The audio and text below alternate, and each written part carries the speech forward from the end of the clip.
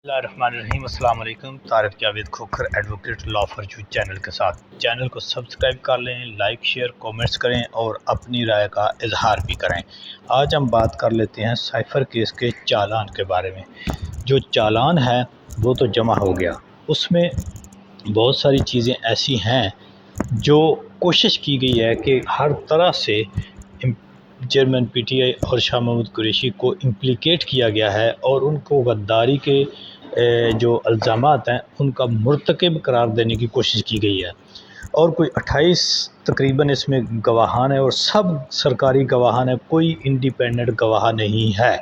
और इनमें से वो गवाहान भी हैं जिनको जबरी गुमशुदगी और एक अंडर प्रेशर करके जिनसे बयानात लिए गए हैं। 161 के बयान की वैसे भी कोई वैल्यू नहीं होती, इनके ऊपर अभी सख्त किस्म की जिरा होनी है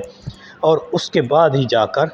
ये बात कहीं सामने आएगी कि अदालत उससे क्या अखज़ करती है। अदालत ने क्या अखज़ करना है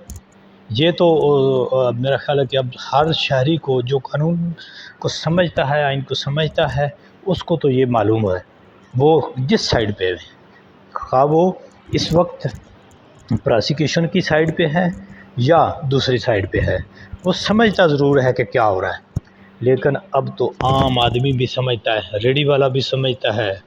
कि अब क्या हो रहा है, इंसाफ के साथ क्या हो रहा है। तो चलें बात करते हैं इस 161 के बयानात जो हैं। इसमें पहली बात तो ये है कि किसी ने भी इस साइफ़र से डिनाई नहीं किया, यानी उस शख्स ने भी डिनाई नहीं किया जिसने ये भेजा था और जिसके सामने ये बात की गई थी धमकी आमेज़, उसने उससे भी इनकार नहीं किया। नंबर 2, जो अहम तरीन गवाह हैं प्रिंसिपल सेक्रेटरी, जिनको अंडर प्रेशर, इंतहाई अंडर प्रेशर के तहत जिन्होंने अपने बयानात रिकॉर्ड किए हैं और वो लापता भी रहे, उन्होंने भी अपने बयान में इस चीज़ को यानी निगेट किया। उन्होंने तो बल्कि वाज़े किया है कि ये जो साइफ़र था, ये ख़त था, ये ब्लंडर था और एक ताकतवर मुल्क की तरफ से एक ये ब्लंडर था। अब उसको उन्होंने अब इसको अपने वर्शन को चेंज करते हुए इसको ये कहा कि जी नहीं जी ये धमकी नहीं थी, लेकिन वो ख़त था। फिर इसमें ये किया गया कि इसको चोरी किया गया, इसको गुम किया गया। उसके ऊपर भी वो ख़ुद मान गए कि ये जो ख़त गुम हुआ था, इसकी गुमशुदगी का या ना मिलने का जब प्राइम मिनिस्टर इमरान खान को पता चला तो उसने ये बाकायदा ऑर्डर दिया अपने स्टाफ को और हर किसी को कि ये ख़त ढूंढो, अगर गुम हुआ है तो क्यों हुआ है, किधर गया है। तो इसका मतलब कि ये जो चार्ज उनके ऊपर था कि जिन्होंने गुम किया, उससे भी ख़ुद गवाह ने उनको बरी कर दिया कि बतौर प्राइम मिनिस्टर ज़ाहिर है कोई ऑफिसर, कोई जो हाई ऑफिशियल होता है, जब वो अपने ऑफिस में कोई चीज़ देखता है भाई ये इधर गड़बड़ हुई है, तो वो कहता है भाई देखो ये क्या हुआ है, तलाश करो इसको। यानी वो बतौर प्राइम मिनिस्टर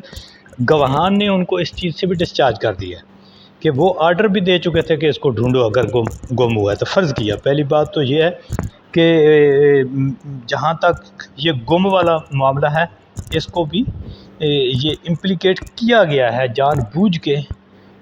इसको किया गया है। हालांकि कोई ऐसी बात नहीं है, क्योंकि उसके बाद कई कमेटीज़ में, कई मीटिंग्स में ये सब के सामने हुआ, उसके ऊपर बातचीत हुई, दिमाश हुआ और कहीं इसका गुम होने का उस वक़्त तक कोई ज़िक्र नहीं था। बहरहाल अब जितने बाकी गवाहान हैं, अब हर गवाह ने बस इसको आएँ बाएँ शाएँ ही किया है कि जी वो इधर गया, वो उधर गया, वो यहाँ आया, वो वहाँ आया, और फिर एंड पे आके उनसे एक बात ही करवाई गई कि नहीं जी वो गुम हुआ गया, वो गुम हो गया और गुम किया गया, और फिर क्या जी बेचा गया, फिर क्या जी उससे जागनसाई हुई। कैसी जागनसाई हुई जी, बैरून मुल्क की ताकतवर मुल्क। सबसे पहले एक बात तो ये कि जो इमरान खान कहते थे, जो पीटीआई का वर्चर था, यानी वो बात सामने आई कि जी उनको यही था कि ये सारा सिस्टम एक ताकतवर मुल्क की धमकी से और उसकी नाराज़गी से डर कर ढेर हो गया, और ये बात इन्होंने ख़ुद मान ली। ये जितने कोई 28 के करीब, ये 28, 27, 28 जितने भी हैं ये गवाहान हैं, उन्होंने ख़ुद मान लिया है کہ اصل معاملہ کیا ہوا تھا۔ اصل معاملہ یہ ہوا تھا کہ جی ایک طاقتور ملک، سپر پاور ملک کی جو ایک ناراضگی تھی، اس کو لے کر یہ سارا سسٹم ڈھیر ہو گیا تھا۔ یہ بات یہ گواہان اپنے اس بیانات میں ہی مان گئے ہیں۔ دوسری بات کہ جی اس سے دنیا کے ساتھ تعلقات خراب ہوئے، پڑوسی ملک نے اس کو کوٹ کیا۔ حالانکہ یہ دیکھا جائے کہ سابق ایک پرائم منسٹر جس کے لیے اب نواز شریف صاحب کے لیے پورا سسٹم ان کو سہولت کاری کے لیے انگیج ہوا ہے، تو اس نے اسی پڑوسی ملک میں جا کر کیا بیان دیا تھا، اور پھر اس بیان کو کس فورم پر پاکستان کے لیے استعمال کیا گیا، یہ ساری چیزیں بھی اس قوم کے سامنے، اور موجودہ جو کچھ ہو رہا ہے یہ آئین، ملک اور عوام کے لیے ٹھیک نہیں ہو رہا۔ اور جس طرح سے آج کل دیکھا جا رہا ہے کہ جس طرح سے آج کل عدالتیں اور جج صاحبان ایک سزا یافتہ مجرم کو سہولت دینے کے لیے تلی ہوئی ہیں، سزا یافتہ کو جو ہے وہ ضمانتیں ملیں گی، اور وہ بھی بغیر حاضر ہوئے، یعنی سابقہ جو خود سپریم کورٹ کے ہی فیصلے ہیں کہ ہر حالت میں سزا یافتہ مجرم کو اپنے آپ کو نہ صرف عدالت کے سامنے سرنڈر کرنا ہوگا، بلکہ پولیس کے سامنے سرنڈر کرنا ہوگا، جیل کے سامنے سرنڈر کرنا ہوگا، اور اس کو جیل میں جانا ہوگا،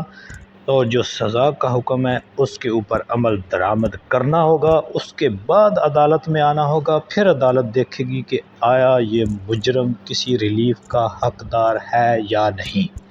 یہ خود آئین اور قانون کے مطابق اور عدالتوں کے فیصلوں کے مطابق یہ سیٹلڈ لا ہے، اور اس کے اوپر کئی ایک خود سپریم کورٹ کی بڑے تگڑے بینچز کی جو فیصلے ہیں وہ موجود ہیں، لیکن اب کی بار پورا سسٹم ایک سزا یافتہ مجرم کو